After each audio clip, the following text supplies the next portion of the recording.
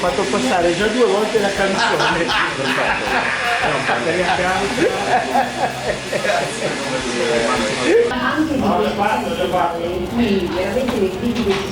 Per la realizzazione delle protesi di tutte le copie, comprese sculture, stampi, calchi, ho dovuto lavorare parecchio, è stato un lavoro molto duro e estenuante, in quanto iniziavo la mattina attorno alle 8:30 e prima delle 2 di notte non ho mai smesso di lavorare.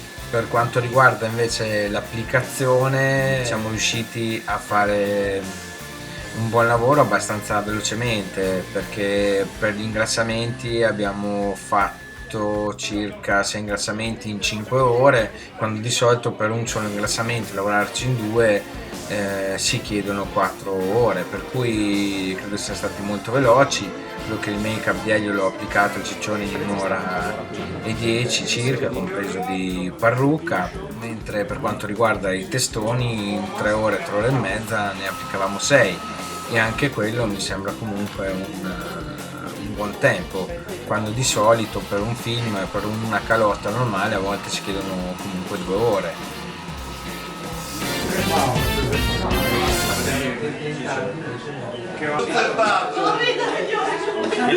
Viene gatto?